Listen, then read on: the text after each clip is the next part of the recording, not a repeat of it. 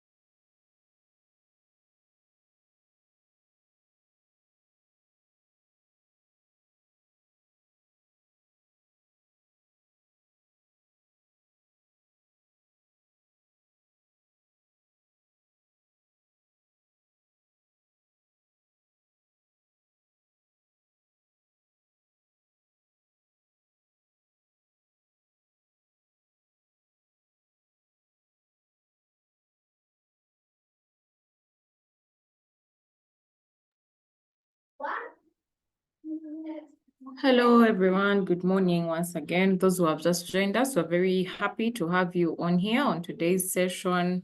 Welcome, welcome, welcome. We're about to kick off, so go ahead and tell a friend to invite everyone that you think this session would be helpful to, even those that registered but that have not yet joined. Kindly let them know that we're about to kick off that session so that we can get straight into it. I see we have a couple of people in the waiting room who are still joining. So they will join, we will start and they'll join us along the way. I already see that our second facilitator is also logging on. So he should be able to be with us in a few seconds. And we also have a couple of other participants that are still coming in. So we shall keep admitting others as we will start and keep admitting others along the way. You're very welcome, Brian. Brian is one of our facilitators. We're very happy to have you this morning. Thank you for joining us. It's already 6 minutes past 11 o'clock. So we'll just get into it and then the others will join us as we go on. So good morning, everyone. I hope that everyone is having a lovely morning today. My name is Natasha Katondrachi, and I will be your moderator for that day, for this session. Today we are in the Future of Work series by Bakash Media Foundation under their program, Career Essentials series. And today we are looking at the entrepreneurship mindset, innovating in the digital era under the series, which is Future of Work. This is a series that is happening and is organized by Bakash Media Foundation in collaboration with the Innovation Village. I'm going to later invite someone from the foundation to tell us more about it, but we do have a session every week on Thursday at 11 a.m. and it's mostly targeted to young graduates that are looking to join or start out in their careers, and we discuss various topics that you need to equip yourself with as a young graduate that is looking to join the career space or innovate in whichever direction of your career that you take. So today's agenda, we'll have a welcome remark, then we'll have a representative from Bakash Media Foundation to tell us more about this Future of Work program and what it's all about and where you can, get more information about it. And then we shall get straight into the training regarding today's topics. After that, we shall have a Q&A session whereby all participants will be given a chance to ask our facilitators questions regarding what has been discussed. And then we will have a poll where we would kindly request for your feedback on the content that has been shared so that we are able to design more relevant feedback for you. So welcome everyone. So I'll go ahead and invite one of the representatives from Bakash Media Foundation to tell us more about the Future of Work program, Career Essentials, what this is about, why is it important, and also how can people get more information about it so that they can participate for the period through which this program will be carried out. So you're very welcome, Isaac. Over to you, please. All right. Thank you so much, Natasha Katumba, for hosting us this morning. And you're all welcome. My name is Isaac Shara. I'm the team leader and founder of Bakash Media Foundation. So, Natasha, I hope I'm clear, right? Yes, we can hear you loud and clear. Great, great. This is the third session of our Career Essential series, a comprehensive program that we are implementing together with the Innovation Village and supported by Mastercard Foundation.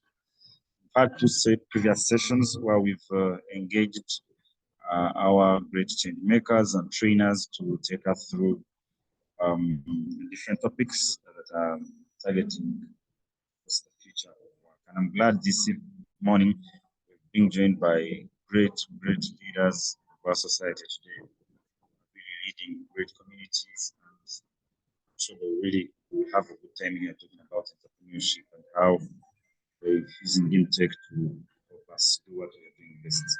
So Sorry, these are Isaac. series. Sorry, maybe you could just get a little closer to your mouthpiece so we can hear you better. Okay. Thank you. All right.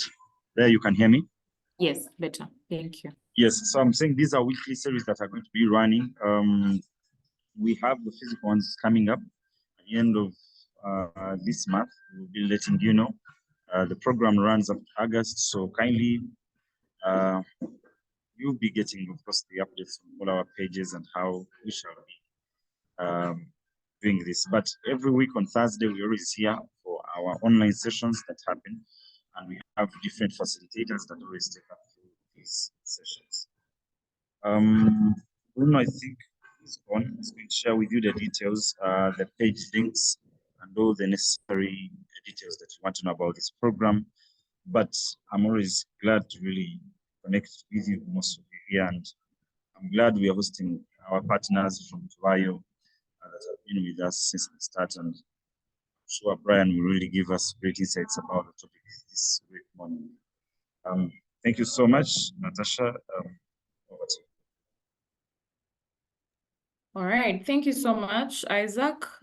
Yes, the social media pages and the contact information for Bakash Media Foundation is going to be shared on that chat so that everyone can access updates in time regarding the sessions that are coming up. This session is also recorded, so if there's anyone that registered but maybe has not been able to join us this morning, we'll go ahead and share the session with them. So our facilitators are already here, and I don't want to take so much time. So I'd like us to get right into it. Like we said earlier, today we're under the Future of Work series. Today we're covering entrepreneurship mindset and innovating in the digital era. So our facilitators are serial entrepreneurs. They're doing great things in the startup space, in the business space. So we are so excited to learn from them and to see if we can borrow a leaf or two. And they're already on the call, and it is really my pleasure to be, inviting them. So I'd like to invite Mr. Omer Seli. He is the director of Olympia Sports Academy, and he's one of our facilitators this morning. So he'll be telling us more about, the Olympia Sports Academy. What is it about? What's the story like? How did he get into entrepreneurship? And for young graduates on here who are starting out their career, but maybe are starting to think of entrepreneurship, what are some of the tips that they can use to become innovative, or even where in their places of work where they are employed? Because we also know that in the era we are in, employers also want to hire employees that have an innovative mindset where they can solve problems. So what can we do to have that kind of mindset? Over to you, Omer. Morning, everyone. Omer James. I'm originally from Turkey, and I've been in this beautiful country for 10 years now. So I've come here as a physical education and sports teacher. I led some schools, Galaxy International School and Light Academy Secondary School in sports departments. And how I became an entrepreneur was during the COVID time, those tough days. So I always had a dream to have an academy, sports academy. So I said, since the schools were closed, we were in I think COVID introduced us Zoom. Maybe it was before there, but now we are more used to use it. So during that time, I decided to have start this academy. Of course, being an entrepreneur is not an easy thing.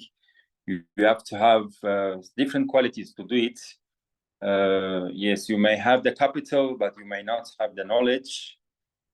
So having a knowledge is the first step, I think, and experience for me. And your network, like we have different qualities to start some small business. Like some people think that, they see something and, oh, I can do this, but it's not that easy really, because if you don't have, like, I have witnessed so many things in life, like, my friends, like even my current friends who I work with, they're football, like I have one football coach who started farming, which is not his field, you know. So like he said, I lost this money because I asked him, do you have the knowledge about, you know, farming? He said, no, but this one was doing this. And so I just try to start. So it is really difficult thing, like for me, like living where I get my salary every month, whether there is this and that. So, and starting in a new thing. But as I said, like if you have some qualities, and of course, God comes first. You know, without His permission, we can't do anything in this world. And also prayers of family and friends. So it's very important. So what is important in the business? Like I just want to give some tips, little tips, and maybe later on I can leave it to you. Like first of all, I think you have to have like ideas and dreams. Like you can't just wake up and I say, okay, I'm gonna do this, you know. So you have to dream it, dream about it, and you don't just wake up and start. And you have to have the knowledge of that field. Like I started sports academy, which is now almost 4 years old, and in these 4 years we have reached around, actually more than 1,800 students who enrolled in our programs: football, basketball, swimming, tennis, like from 5 years to 18 years old. Of course, right now they are not all active, but we have received those numbers. So I had the knowledge of football, I had the knowledge of basketball, I had the knowledge of you know, swimming, tennis. So at this, I'm not like I'm not super in like tennis and swimming, but I work with the experts of that field. So it's not that you just jump up and, you know, start something. Of course, you have to have capital, like even if it is not so big. But if we have the how can I say, experience, knowledge, and strategic plan, and very good location. For example, we located this academy in a very important area. It's in Lubova. Like our office is at Quality Shopping Mall Lubova right now. So like office itself, it markets, you know, our academy. So we don't struggle to do so much, you know, marketing to receive kids. So we train in a very good facility, you know. If we have a good facility, a good location, you know, some things like automatically it happens, you know. So you don't need to struggle too much. And also the area, like, you know, as I said, Lubova, we have residences around, we have 2 international schools around. So those are our sources of, you know, clients. And also company is supposed to have a good structure, you know. You have to have good structure. Like in the beginning, of course, I was just a teacher, so I wasn't experienced in this business. So we had struggled a lot to set up, you know, our structures. So right now, sometimes I fly, you know, I'm not here 10 days, but the academy moves on, you know. So everything is moving on well. So everyone knows their role. So we have managers, we have head coaches. So if everyone, you know, do their work, it becomes easy. Yeah. So I can get back to Natasha. Maybe you can continue from there.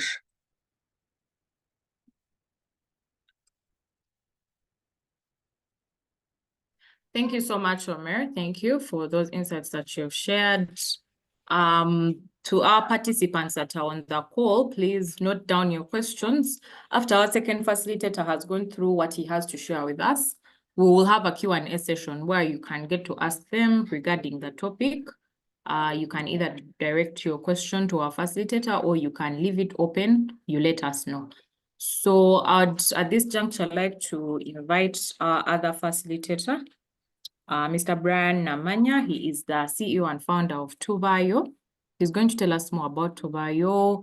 I also know that people can benefit from Tuvayo in a way or two. Maybe that could be your area of entrepreneurship in the kind of business that they do. So he'll tell us, but most importantly, about his journey, how he started out, when he started out, and to the young people that are on here, what advice can you give them for them to have an innovative mindset, both in the places where they are employed or if they want to go and start their own work? Over to you, Mr. Namanya. You're welcome.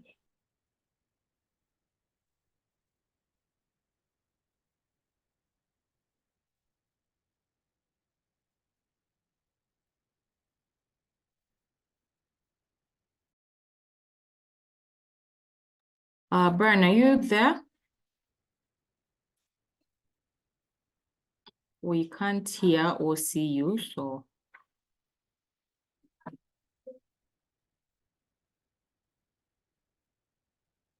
Can anyone confirm if I can be heard?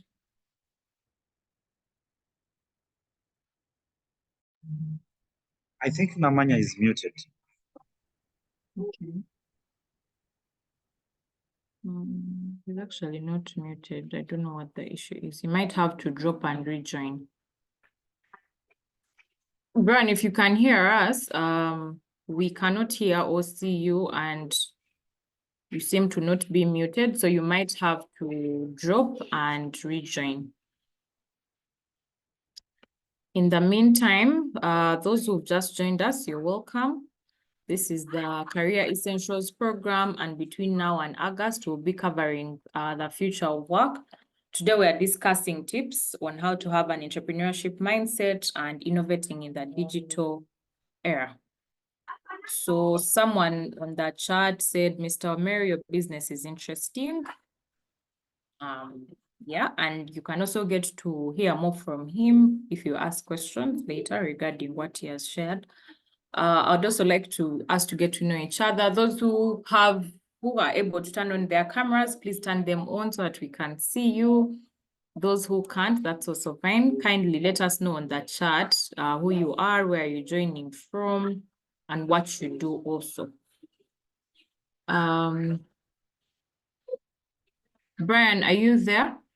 Yes. Okay, seems to be back. All right. Oh my God. Guys, I'm so sorry. Let me use these 10 minutes to first share about Tuvayo. Apologies for the network. Now on my data, I think it will work well. So quickly into it. Thank you, Natasha. Thank you, Bakash Media, Bruno, for this opportunity. Maybe allow me mention, Mr. Omar is a great customer of Tuvayo. He supported us. He's booked several on experiences and homes, so we are very grateful. So it's an honor that I'm sharing right after him.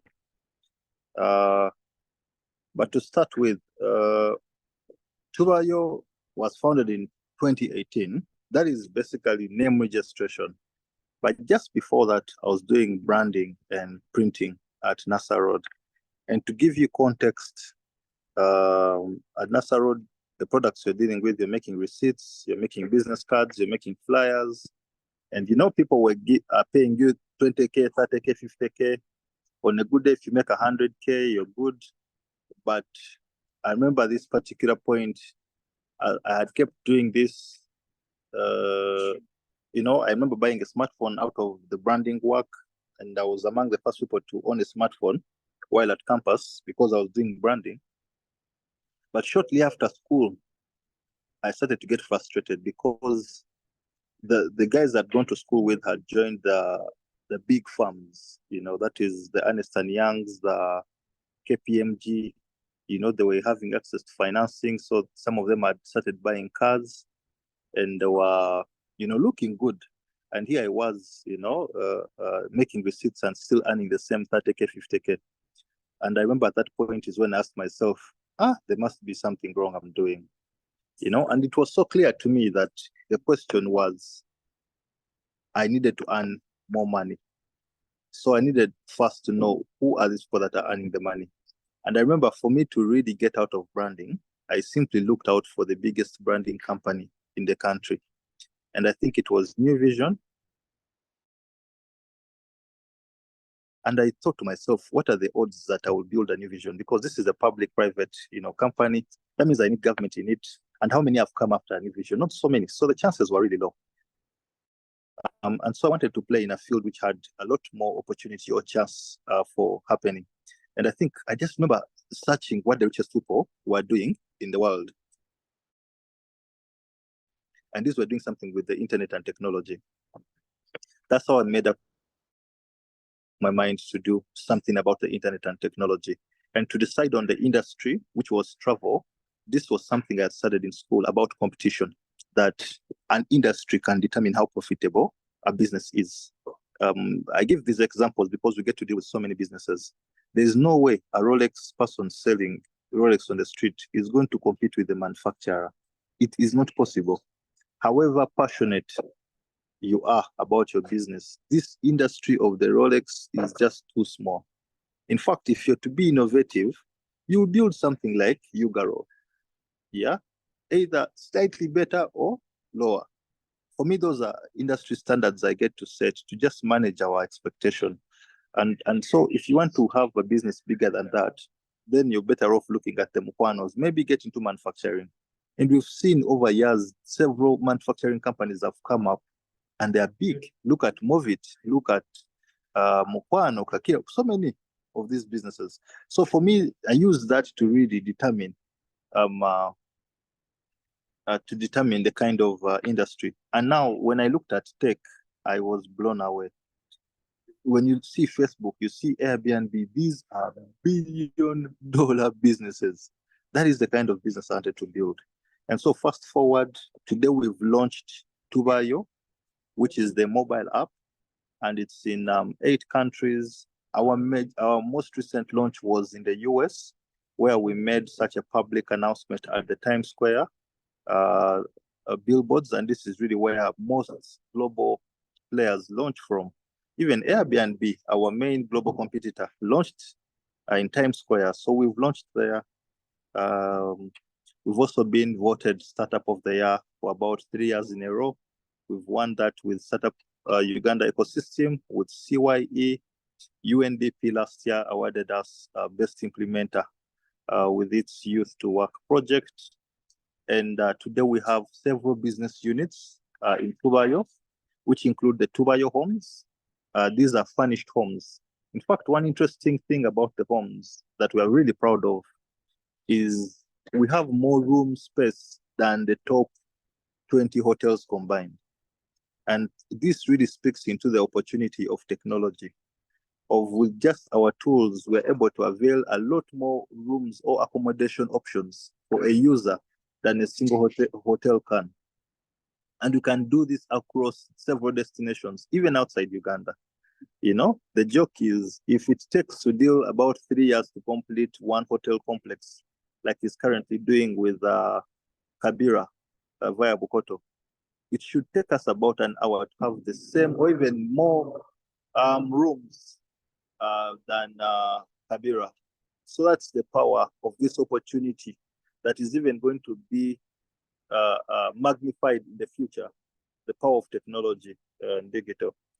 So we have forms, we have experiences. On our platform, you can book different activities to do just you or your friends or family or as a company. Then we also have shops. We believe every business in Uganda is going to set up on Tubayo. We've built wonderful tools that businesses can use to accelerate their operations, be efficient, and maximize profits. Maybe also to share along the journey, we introduced some initiatives that I'm really proud of, such as the Market Day initiative. This is a platform that gives market access opportunities to several businesses to come showcase and confidently present their businesses. You will notice so many Ugandans hold back on putting their businesses out there. In fact, one common thing I normally see, you will find someone who has founded a business, but their business card has sales executive. They cannot use the word CEO. And I think it all starts from the mind. You are not going to ably present as a CEO, if you yourself can't believe that, you find someone has a sales executive on their business card, yet they have found it. And I think it's a beautiful story because all of us represent such a unique journey on these different desires and passions we get to pursue. So briefly, that is our background. I shared how we are in 8 African countries now with a global presence. And this is the challenge we're trying to really consolidate and build a major brand across all those other countries as well. But to speak into today's topic, I'll just share 3 things. But to give you context, I'll quote NVIDIA's CEO's statement at the recent summit they had, where he talked about advanced computing and AI growing at more than 1 million times. In my lifetime, I have not seen anything or heard anyone claim that something has grown by 1 million times. And this is just within a decade. Yeah, I can share the links to those presentations and you see. And you would think maybe when something goes by 1 million times, its costs, its energy and all will go by 1 million times, but that's not the case. It has instead become more efficient. Yeah, and such statements then get me to think, what is the future going to be like? Yeah, and so for many of us, when we are faced with such, we then get the question to predict, okay, what will now the future be like with such facts? What will the future be like in 5 years?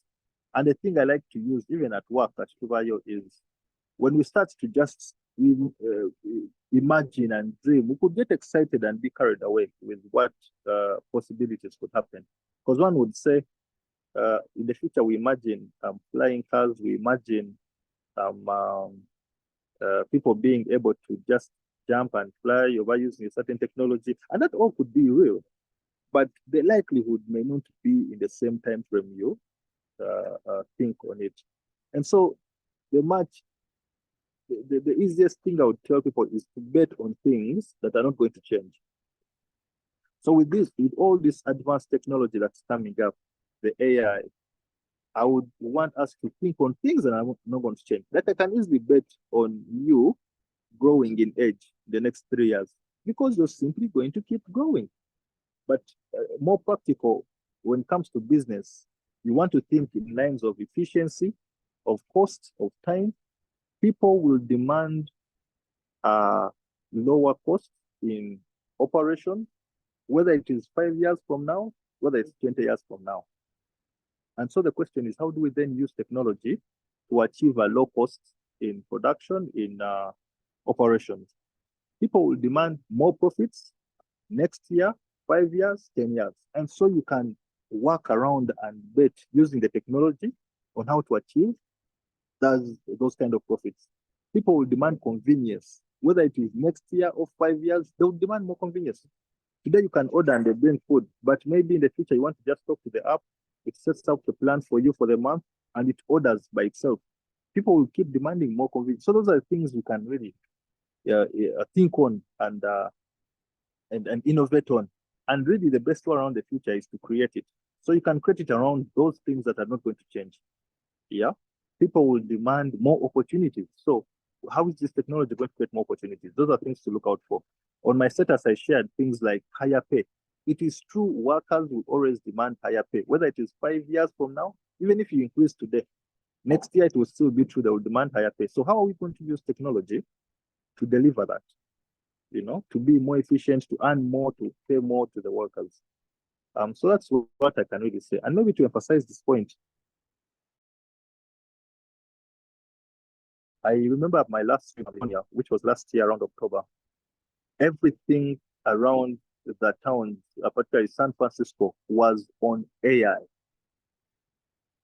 Here in Uganda and Kampala, all I'm seeing is websites and apps.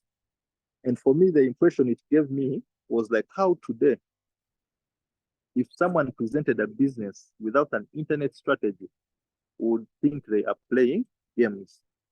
Because in Kampala or today, how do you build a business right now without a strategy of internet? Because of the opportunities we all know, the opportunity with distribution, the opportunity with the wider market, the opportunities that come with the efficiency of applying internet and digital tools, you know. But now California showed me that just having an internet business is not enough without an AI strategy, because AI amplifies everything. AI can be applied in everything. So that's something you can think on right now as you want to start that business opportunity, as you're looking for that job opportunity. How are you going to apply these tools that are changing everything? We cannot ignore them anymore. You know, that is really the context in the future of work. But to leave you with three things. One is dreams. I encourage all of us to be dreamers, to dream. You know, and dreams fuel passion and love for what we do. Yeah. So with whatever interests you have, follow your heart, dream, try to envision something. And the Bible talks about how a man without a vision perishes. For us to make the future an exciting one, let's have these visions, let's have this dream. All of us have an opportunity. All of us have a gift. Yeah. And so one is, I encourage us to dream. When we look around with all these challenges that we face in Uganda and Africa, these will be solved by dreams, because with dreams we come up with the ideas. You know, because people speak so much with almost no hope. Or for us, we are third world. It is stamped and sealed. You can't improve. I don't believe that. I think all the revolutionary discoveries and inventions and breakthrough technology, all these were done by ideas and dreams. And these people didn't care about the problems that were happening around them. They simply held their vision.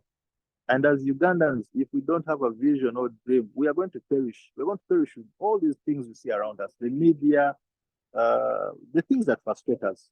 And so the only way around it is us really holding our dream. And then number two is work, which is increase.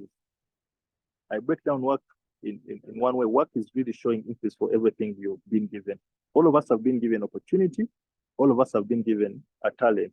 And this is also borrowed from the Bible, from the parable of the talents, where the master gives one person one talent, another was given two, and another was given 4.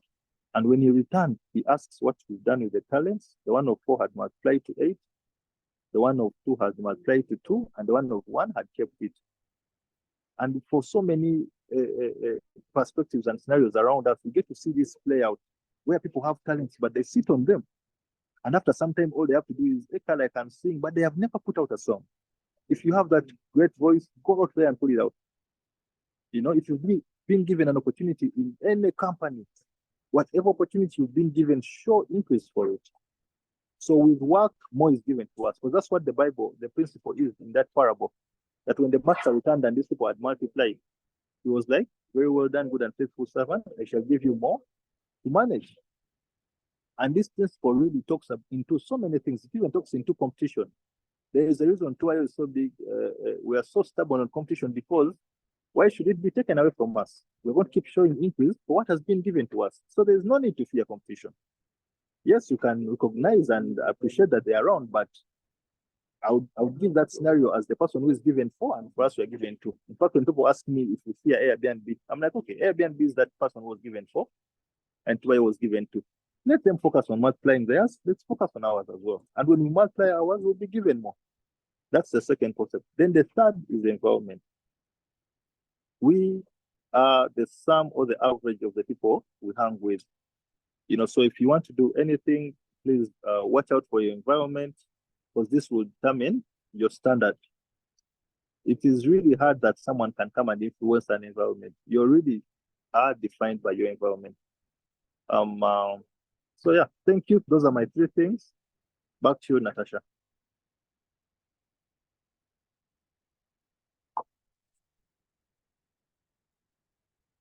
Thank you so much, Brian. Thank you very much. That has been very, very insightful. I hope that we are all preparing our questions. We're about to get into the Q&A session. And I also have a question, so maybe as the others prepare, I'll start with that. So how the question and answer session will work is that you can either ask to unmute, and then we'll unmute you and you speak, or you can put it on the chat. If you want to direct it to a particular facilitator, please specify that. If you want it to be open, also specify. So my question is, also we're going to take all the questions in at once such that we can allow the facilitators to answer them at once and, for order, but also time. So my question is regarding the dreams. Our facilitators have both mentioned that for you to have an entrepreneurial mindset, the first thing you need to have is a dream. You need to know what you want to do, where you want to do it, how you want to do it. And personally, I believe that, of course, not everyone is for entrepreneurship, but majority of people would prefer to be the boss. And so people have ideas. So the first thing is, I'd like us to talk to a young person who has gotten out of university. They are doing jobs here and there. Maybe they do have a dream and probably it's feasible, it could work. The issue of capital, I think, is the biggest problem amongst our young people. So how can that be tackled? Yes, the dream is there, the mindset is there. They want to tackle a particular problem, but in all honesty, money drives almost everything. So as a young person who is looking for, capital, initial capital to start out this entrepreneurship journey in a particular dream that they have, what are some of the things that they could do to be able to raise the money that they need for that? Then the second thing is feasibility of businesses. Most times we have dreams, but markets are different, and you could see something somewhere and you want to bring it to your kind of market, but maybe it's not suitable for the market that you're in. So how can young people, what techniques can they employ to determine which idea is feasible for which market, at what time, and how? So those are my questions. Anyone else with a question? Oh, my question is open, so it can be answered by both Omer and Brian.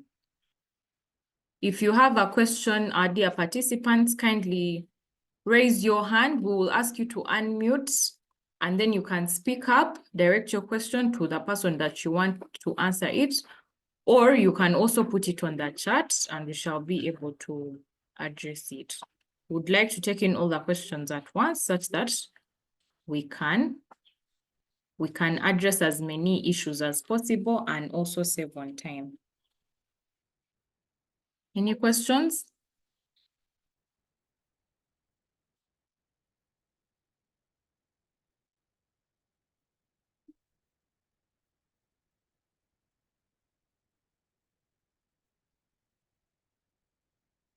Any questions, dear participants?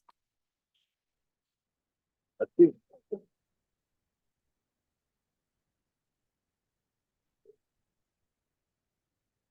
Okay. Maybe, sorry. can I answer that? Maybe they'll be thinking on more. Yes.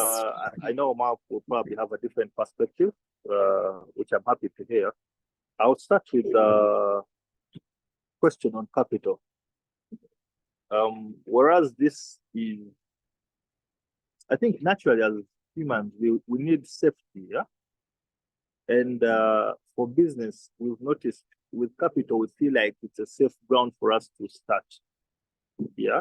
But you'll notice with business, it is so many things. You need team, you need tools, you need the environment, and all these could require a cost, And so what I can say is first, by the time you get the idea, I think for me, I want to believe you've been given everything in you to make that happen. And so one of the easiest way you could get started is just thinking on what is it that I can do just today about this idea of mine. It could be writing a proposal for it. Just writing a plan for it. I don't think you might, because you could probably have a laptop already. And so by writing that, you've started. Then the next thing is maybe let me create an Instagram. And for me, these things are not just wishful sayings. I'm going to tell you this is how I started. Starting with creating an Instagram page. From the Instagram page, I started designing the flyers. I told you about my branding background. Now, for flyers, I could be able to sell the trip. Now, when I sold the trip, I could make some money. From that money, then I was able to be paying some of the guys who started working with me. And I would pay them 30K per week, 50K, and that's how we kept building. So me, I think, and this is the story of Moses, really, where God asks him, what do you have in your hands? We all have things we can get started with. Of course, the idea is we then get to set a very high benchmark of like a Silicon Valley company. But let me give you perspective. The Silicon Valley is in California. California is a $3.8 trillion economy.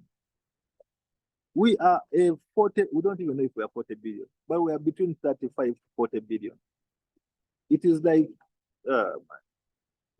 so our standard, we should first get out of that and know how are we going to work with what we have today. And as we keep building leverage, which is the work thing I highlighted, by noticing those talents and gifts you have and showing increase for them, then more is given to you. So I think it's a perspective issue. And the more you acquire knowledge, you get to learn things like then building with co-founders, where you could work and partner with someone who has resources that you need, and then they become partners. You start to apply for funding, you start to make sales. So several other ways and ideas get to build up. That's to address the capital issue. I think the capital issue is really just start. Yeah, when you get the confidence. And then number two, feasibility. We all have different perspectives on how things can apply in our markets. Of course, when you start to apply, the reality will hit you. For example, there is something I believe. When we started, the idea was we're going to build this successful marketplace, around Uganda. And then the reality hit of how there is no infrastructure, digital infrastructure to build on. And this explains why so many digital and tech companies struggle. Because one, you're going to figure out payments.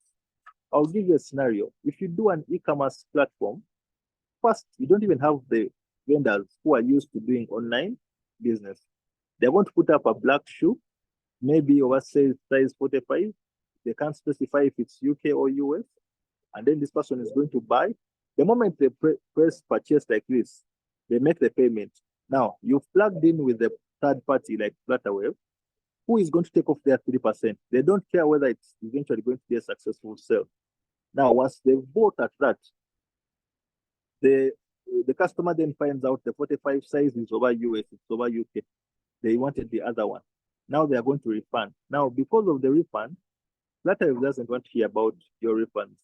Now, you as a company, you're now operating in losses. There's just so many things that that need to be working for the e-commerce to be successful. So those realities then get to happen. But now that is where the beauty of innovation comes in. You have to have a certain grit that you're going to hang in there and keep solving all of this. Eventually, you get a product market fit and a market that you can truly serve that's successful. And it's really after being in there that you get to create a much better product. That is really what I believe. But I think the most important around making it all work is that perseverance and grit. Yeah. Thank you. Thank you, Brian. Perseverance and grit. Thank you. That's my highlight. Omer? Hello. Yes, we can hear you. I have also a small answer for that question of yours. Yes, the dream is important. Actually, I name my motto, practice for your dreams.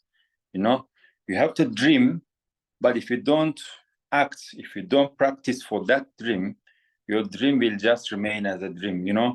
We deal with very, very young, we have kids in academies, like when they become 15, 16, 17, they said, we want to become a footballer, or basketball player or professional swimmer.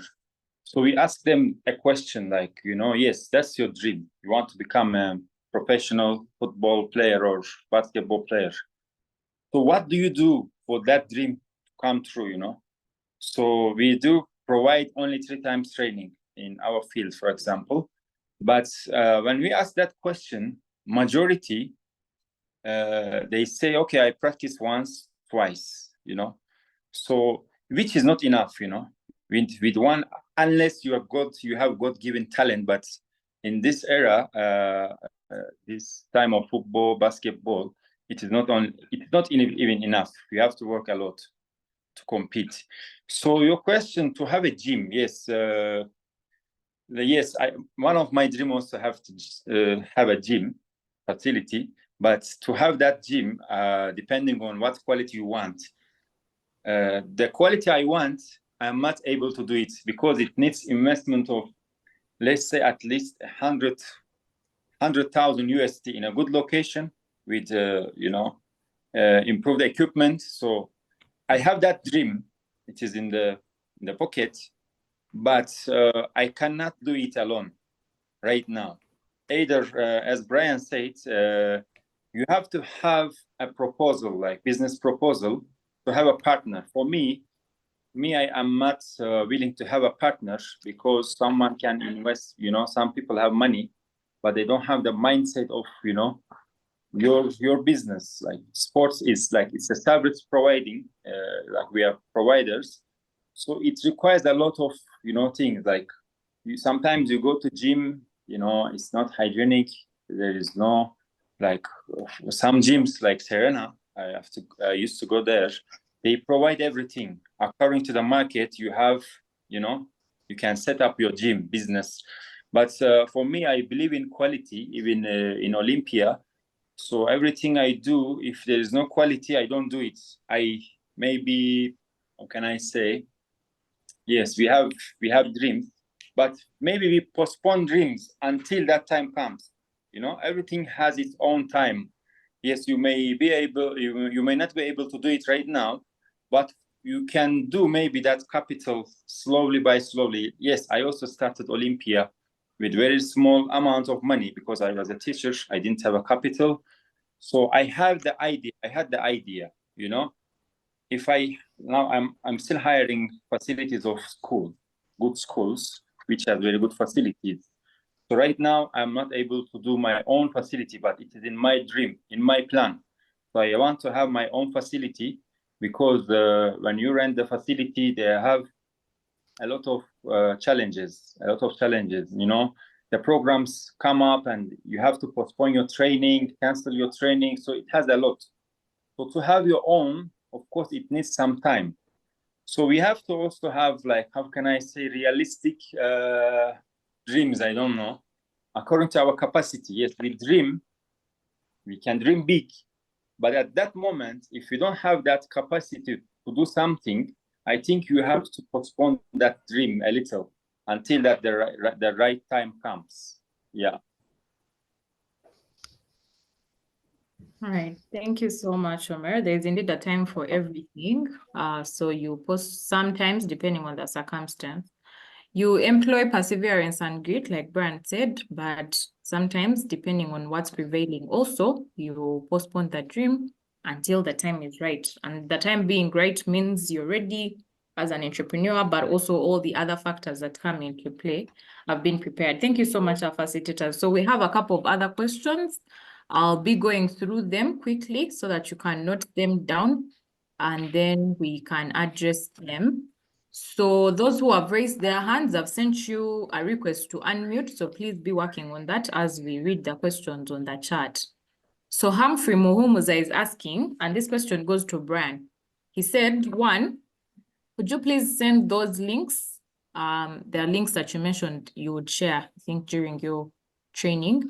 And then he also said, do you have to be technically competent to utilize the advantages of AI in your business?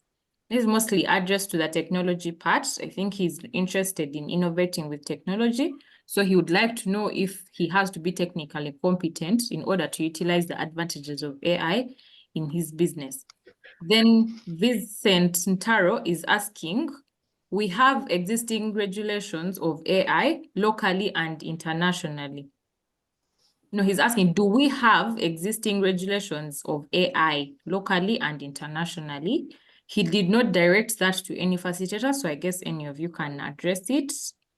IFRS said global partnerships on artificial intelligence. I think that was a response to Vincent's question. It doesn't seem like a question.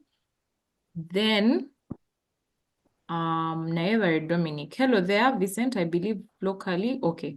So Dominic was addressing Vincent's question. He was saying he believes locally as per Uganda, but it's mainly the UK that has tighter restrictions. So if you're building anything, just build in line with ISO 20001 or GDPR. Thank you so much, Dominic, for your contribution.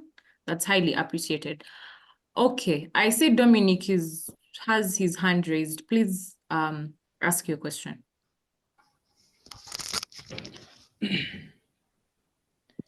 Hello, you getting me well? Yes, we can hear you loud and clear. Thank you very much. So, really nice opportunity you get, but long story short, Mr. Brian, this question is directed to you. Tuwayo is an innovative platform. You get. It took me time to really understand it because I was building a solution in line with it, and we met once.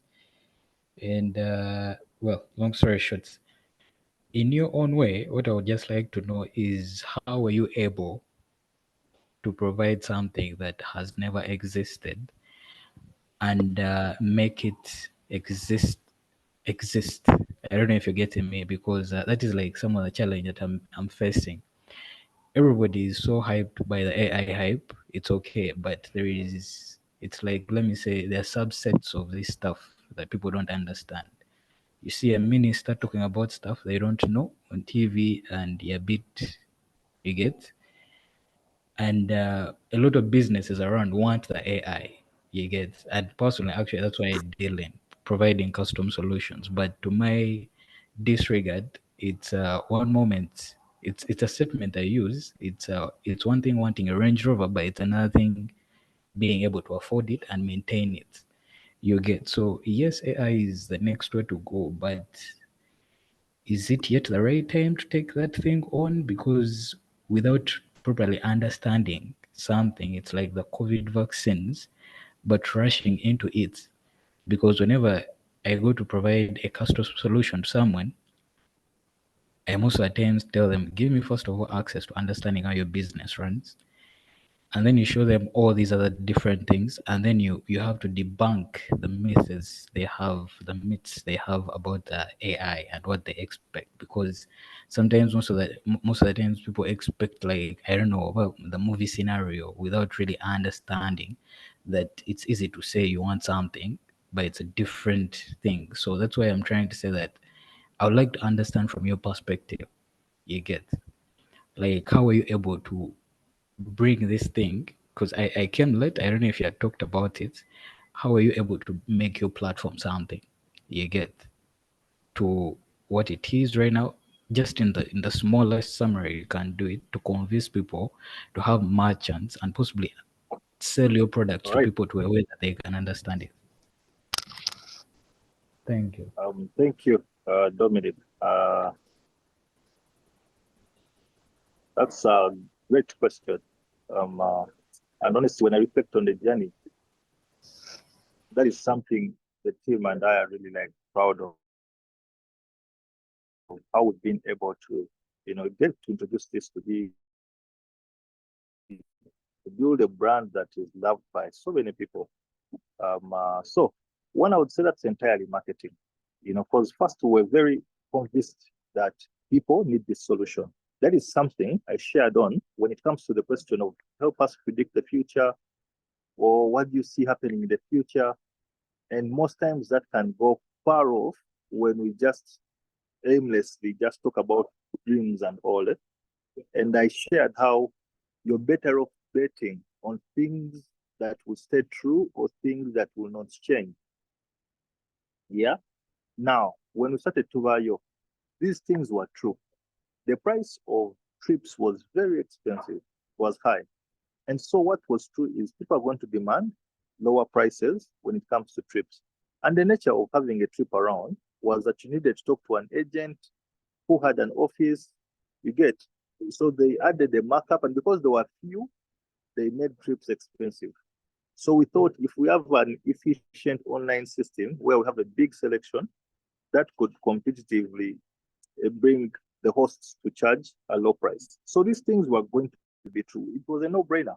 We knew that if we pull it off really well, the traveler or the customer will have won, because now they will have a big selection, they will conveniently book, and then three, they will pay a lower price. So armed with that confidence, we then applied marketing. And really, marketing is how people feel about your company, the values it stands for.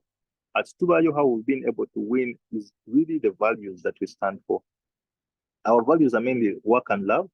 And really, love is us to care for our community, to care for our village.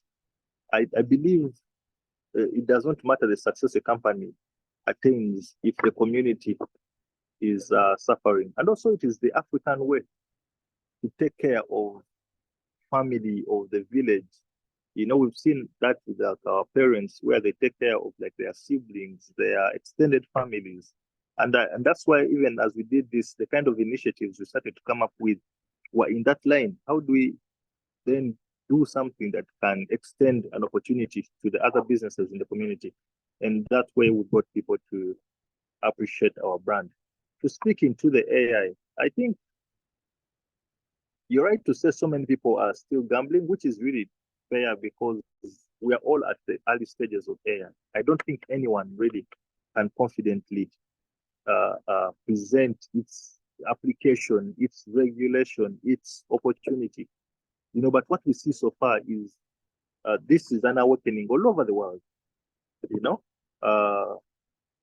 and we can't be terrified by AI. We just have to work around its opportunities. And so all those challenges you are facing of businesses don't even know how to jump into it. That could be a business opportunity. Just like we've seen these Indian tech companies on Kampala Road. All they do is help you install the right software on your computers. So there could be a service company that helps you apply the right AI in your business. What we can all agree is AI can be applied across any process of the business, whether it is design, whether it is marketing, whether it's operations, whether it's, you know, every other function of the business. It could be accounting. AI can apply everywhere. So I think the right service company can help make this solution a lot easier to understand and make it adaptable to the community. And why we can't ignore it is because the world is moving. And for so long, Uganda has always caught up last on so many of these technologies. But right now we have an opportunity where it is starting line for everyone across the world. Of course, they've made a lot more advancements, but now is the time we get to think the broader approach. We design an infrastructure and we have the opportunity because we own our own data. You know, not so much data can be defined for Uganda and Africa. So because we own that, we'll get to build our own models, language models that are really particular to our markets. I think, I don't remember all the questions, but that's really what I can say, Dominic. Thanks. And thanks for liking Tubayo. Thank you, Brian. Omer, would you like to add something to that, or we move on to the next question?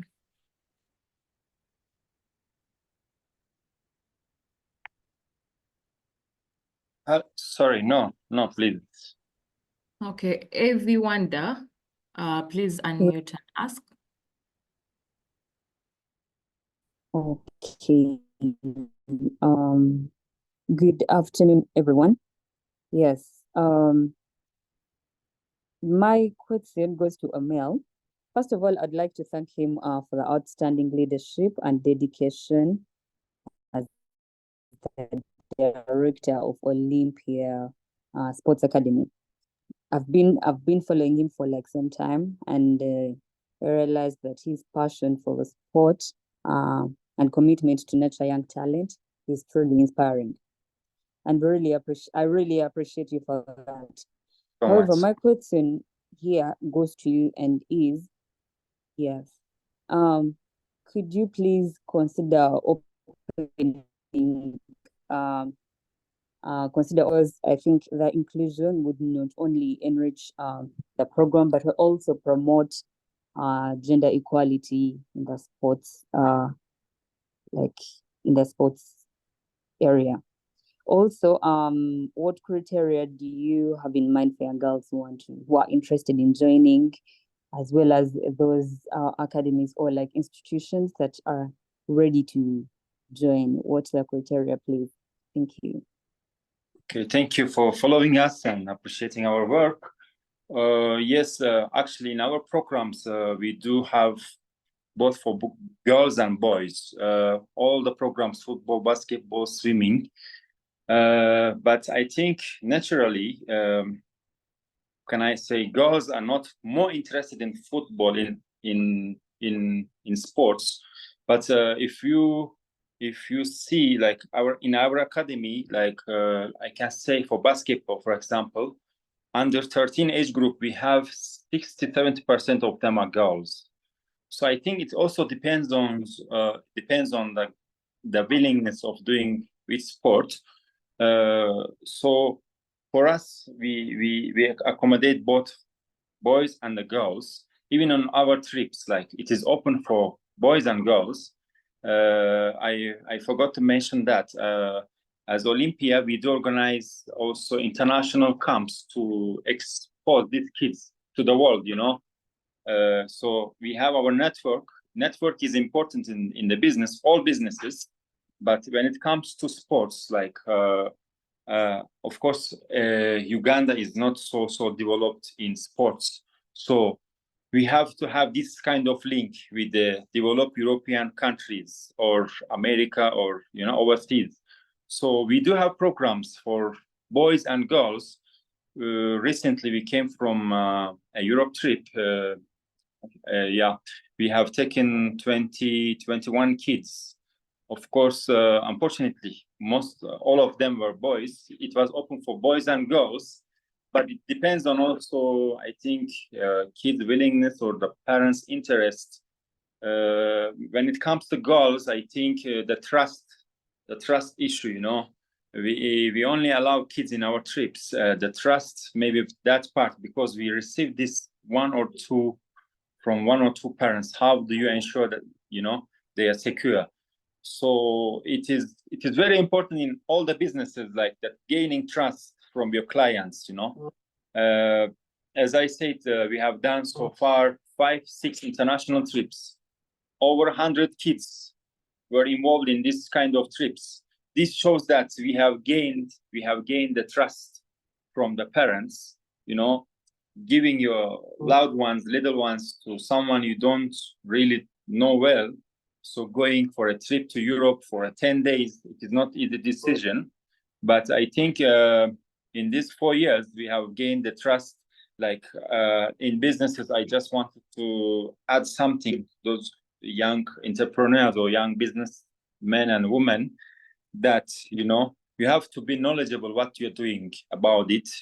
So when you know what you do, you gain that confidence and give it to, your clients.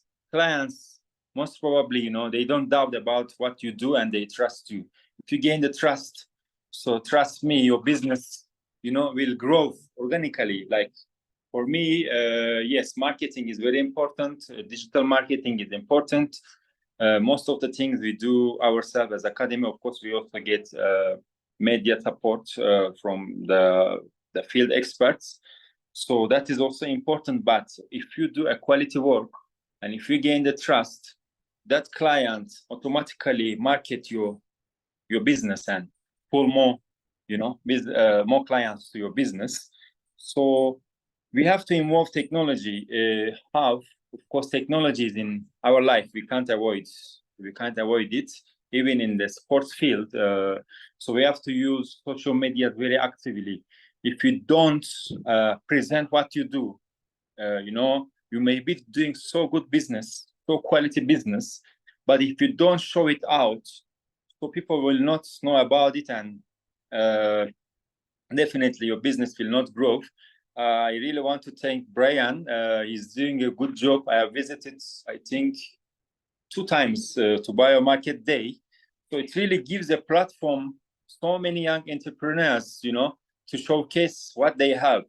So you may not be selling your products on that day, but you're showing that, you know, this brand is existing and it is there. So thank you, Brian, for that. It is very, you know, good initiative for very young entrepreneurs in Uganda. So yes, technology is important. Now as Academy, we want to involve technology more into our trainings. We are soon introducing tablets in our trainings, you know. So in sports, we have a limit to, you know, involve technology so much, but we want to introduce tablets. Like tablets will help, you know, before training to show the kids the drill. You know, when you see someone doing, then you can do it. Or you record the kids, for example, dribbling or passing skill. So you say, okay, giving a feedback, you record that, you know, now you're doing this wrong. Could you correct? So this kind of involvement as Academy, we want to involve technology in our Academy. And I would like to thank Bakash for inviting me for such a great program. I'm always ready to share my experiences. For me, I'm not good in presentation. Maybe if question comes, I can answer and share the ideas. Thank you.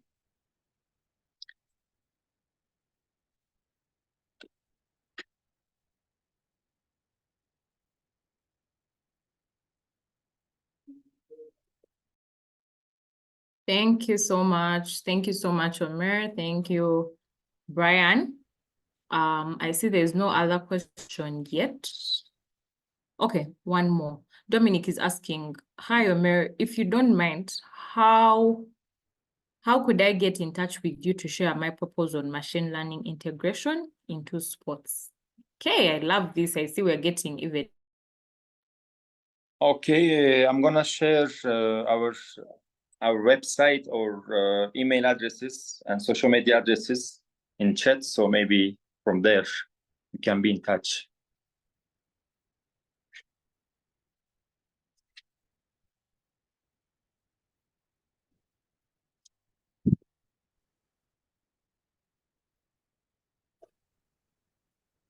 Sorry, can you hear me? Hello? Can you hear me? Yes? Sorry about that. I think you guys lost me for a minute.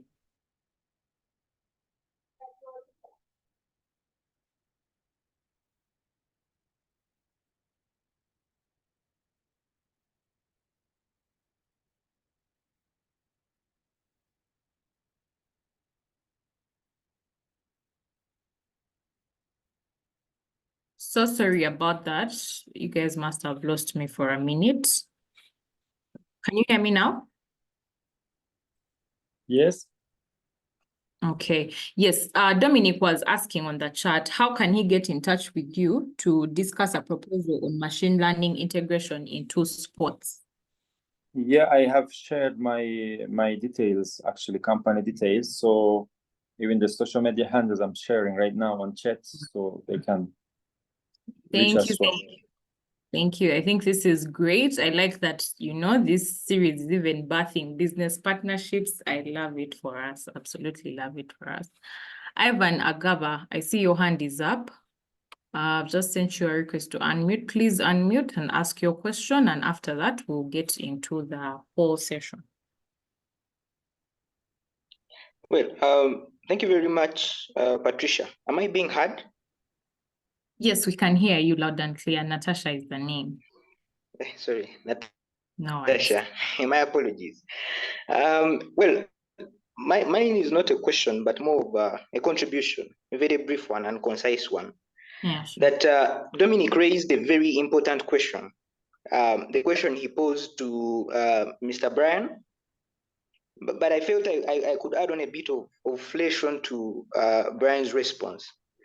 That you see, I think he asked something to the effect of how were you able to build a company like Tubayo and I don't know, build it in the right timing for it to hit the market and reach where it has. And I think it all comes down to a concept called betting on a contrarian truth. You see, when you read a book called 0 to 1 by Peter Thiel, he encourages people that are into innovation to always build 0 to 1 companies.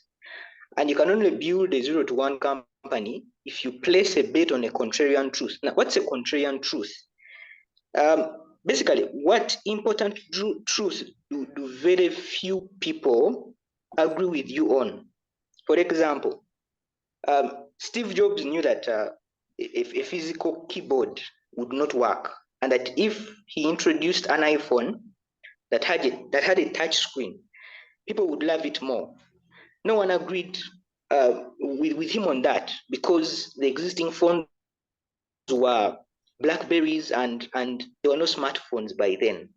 But he had this thing that, yeah, very few people agree with me on this, but if I did it and I did it at the right time, it will eventually change the way markets run and the way customer preferences, say, are measured. For example, Uber placed a bet on a contrarian truth that one day you and I would be willing to get into a stranger's car. Airbnb bet on a contrarian truth that one day you and I would be willing to live in a stranger's apartment that you do not know, but you've just met and transacted online. Netflix bet on a contrarian truth that one day we would not walk down to go to the video rental store, but would simply open an account with it and watch the movies that we used to pick at the video rental store at home. So the ultimate question would therefore be that, what is your contrarian truth? But to add maybe, I don't know, insult to injury, bet on a contrarian truth whose time has come. Because, for example, between 2005, I think, and 2009, there's something called the Green Tech Revolution. It was this whole conversation now that you see these people that usually meet, the COP people. The conversation around transition to green and more clean energy, that by say 2023, 2024, actually even at the onset of COVID, that we would stop using fossil fuels and we would go green. But you see, it's a contrarian truth. It's very much applicable, but it seems like its time has not yet come, because largely the price of the oil barrel in the world market has not dropped anyway, which basically means, yes, these people are advocating for whatever they're advocating, but it's all greenwashing. So my answer to Dominic, in an exception to what CEO had said, is that bet on a contrarian truth whose time has come. Thank you very much, Natasha. Thank you so much, Ivan. I think that's a really, really great addition. Thank you for opening our eyes. I have also shared the book on the chat for those of you who want to go and read it. It's called 0 to 1 by Peter Thiel. So you can go ahead and look for it. Thank you, Ivan. I don't see any other hands or questions in the chat. So I'll go ahead and move into our next session. If you have any other questions after this, oh, Brian, someone is still asking for the links that you mentioned. Could you be kind enough to share them, please? Okay, so Hi. So yeah, I was saying I'm going to share them with Bakash. I'll just go over my YouTube and share. Then I think Bakash can get to share in the WhatsApp group that Bruno sent a link via the chat to really help mobilize like efforts for this. I'm definitely going to share two links on that. Thank you so much. We appreciate that. That's very resourceful. I've also reshared the link to the WhatsApp group. For those who had not seen it before, kindly join the WhatsApp group, and the Bakash Media Foundation team will be kind enough to share all the resources from our facilitators on there. Thank you so much, our trainers, for that time. Thank you for your knowledge that you've shared with us. Thank you for inspiring us. We really, really, really are honored to have you. We know that you're very busy people, so we appreciate you fixing time for us in your very busy schedule. Kindly don't leave us yet. We would like to gather some feedback from our participants, and then at the end, we shall take a group photo for purposes of accountability and also records. So at this juncture, I've launched a poll on your screen. If you look at your screen right now, the device that you're using, there is a prompt for you to answer these questions. And really what this helps us to do is just understand if we are creating content that is relevant for you. What are some of the things that you'd like to hear? How are we doing? So that we can embed this in our next preparations and make sure that we bring to you information and content that is relevant to where you are in your career at the moment. So kindly take some few minutes to just help us answer these questions and give us some feedback. And then once this is closed, we shall go ahead and take our group photo. I would request everyone kindly to just turn on their video at the juncture of the photo so that we can see you and take a jolly photo moment. So I'm going to request you to turn on your video. It will be just for a few moments. And once the photo has been taken, you can feel free to turn off your video. Thank you so much. Those who are turning on their videos, those who haven't, it's a kind request. Please turn on your video. I would like the photo to look good. Thank you so much. It's so lovely to see all your faces. Thank you very much. Natasha, you can tell us to smile, maybe. Yes, please, let's smile. Let's smile. Bruno, are you ready, or would you like me to help you with that? Okay. All right.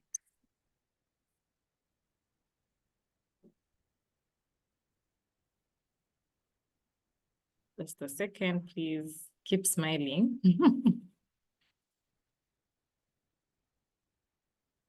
Okay. All right, I think we have the photo now. So thank you so much, everyone that has joined us. Thank you, facilitators, especially for all the knowledge you've shared with us and for your time. We really, really appreciate it. And we are honored. Guys, keep coming. Like we said earlier, these sessions are weekly, every Thursday at 11 a.m. We're on here. The registration link for next week will be shared on the WhatsApp group. Those who have not yet joined, kindly join. Would love to see you next week. We have various topics that are definitely essential for your career. Thank you so much for today. Today has been amazing. Thank you so much and enjoy the rest of your weekend, which I believe begins tomorrow because tomorrow is a public holiday in Uganda. So have a lovely weekend and see you next week on Thursday. Bye. Bye. Bye. God bless you guys. Thank Bless you. you too. Bye. Thank you so much.